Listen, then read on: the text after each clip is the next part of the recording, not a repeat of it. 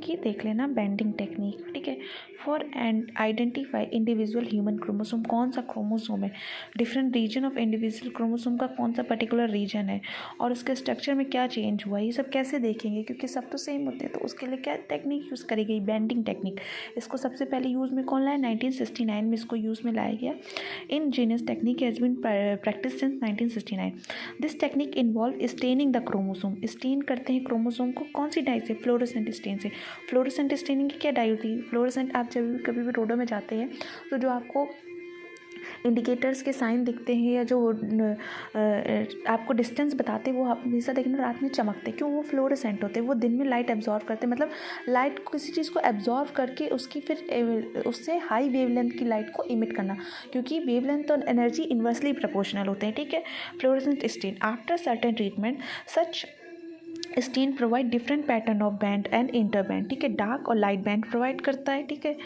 तो stain in unstain region along the length of the chromosome, उन्होंने देखा कि मतलब कौन सा रीजन स्टेन डाई में जा रहा है, कौन नहीं डाई में जा रहा है, पूरी लेंथ देखी क्रोमोसोम की। The banding pattern of a particular chromosome remain constant रहता है और particular treatment like a fingerprint in human and other chromosome, ठीक है। फिर हमने 5 तरह की बैंडिंग पढ़ी। क्यू बैंडिंग, इसमें फ्लोरोसेंट डाई का यूज़ किया जाता है। क्यूराक्राइन मस्टर्ड यूज़ करी जाती है डाई में and identify those so called Q banding. G banding Giemsa banding बोलते हैं। और जी बैंडिंग क्या होती है, major type of chromatin can be recognise, euchromatin, centromeric, intercalary, heterochromatin.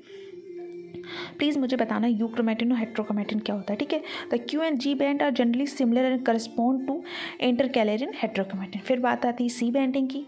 ये होती है क्या, सिस्टीन स्पेसिफिकली सेंट्रोमेरिक के लिए, और वो कौन से, कॉन्स्टिट्यूटिव हेट्रोक्रोमेटिन। कॉन्स्टिट्यूटिव हेट्रोक्रोमेटिन वो होते हैं जो हमेशा इनएक्टिव रहते हैं। मैंने जब हेट्रोक्रोमेटिन में था मैंने पढ़ाया था ना, एक होता है कॉन्स्टिट्यूटिव हेट्रोक्रोमेटिन, एक होता है फैकल्टेटिव। फैकल्टेटिव में आपका आता है एक्स क्रोमोसोम, वो पूरे टाइम तो इनएक्टिव रहता है, पर जैसे ही जर्म सेल साइकिल में एंट्री करने वाला होता है वो एक्टिव हो जाता है। फिर बात करते हैं आर बैंडिंग की। ये पैटर्न प्रोवाइड कराता है, it give a pattern that is reverse of the Q and G banding का। टी बैंडिंग की बात करें, ये टीलोमेयर्स के लिए, स्टेन के लिए यूज़ किया जाता है। टीलोमेयर्स टिप ऑफ द सेंट्रोमियर पाए जाते हैं, मैंने बताया था ये डायरेक्टली प्रोपोर्शनल होते हैं न्यू सेल्स के। तो एजिंग जब ज़्यादा हो जाती है तो टीलोमेयर्स कम हो जाते हैं, ठीक है। पर अगर एजिंग के केस में भी टीलोमेयर हाई हो जाए तो वो डायरेक्टली प्रोपोर्शनल होते हैं कैंसर सिम्टम्स के, ठीक है। अदर बैंडिंग टेक्निक कौन सी और यूज़ करी जाती है, एफ बैंडिंग और N banding. F banding stain use करी जाती है न्यूक्लियोलर ऑर्गेनाइजेशन के लिए, और एन बैंडिंग लोकलाइज की जाती है सैटेलाइट ऑफ क्रोमोसोम। कौन कौन से क्रोमोसोम, 13, 14, 15, 21 एंड 22।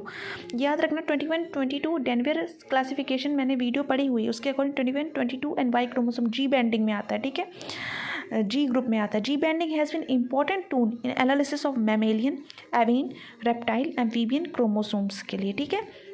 जी बैंडिंग नहीं यूज़ करी जाती प्लांट क्रोमोसोम्स की स्टडी के लिए।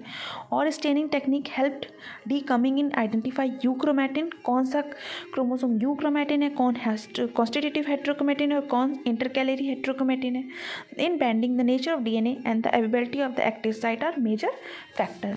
अब यूजेस क्या क्या होते हैं बैंडिंग के, क्यों करी जाती है, ये डाउन सिंड्रोम को पता लगाता है। 21 क्रोमोसोमल ऑटोसोमल म्यूटेशन है ना, 21 क्रोमोसोम को डिटेक्ट किया जाता है।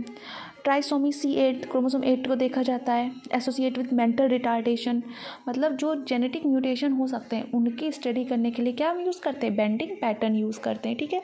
ये हेल्प करता है आइडेंटिफाई करने के लिए वेरियस सिंड्रोम्स के लिए। कैट का एक सिंड्रोम क्रोमोसोम नंबर 5 में, ठीक है। देखिए डायग्राम, ओके, बस इतना ही ठीक है बैंडिंग के लिए।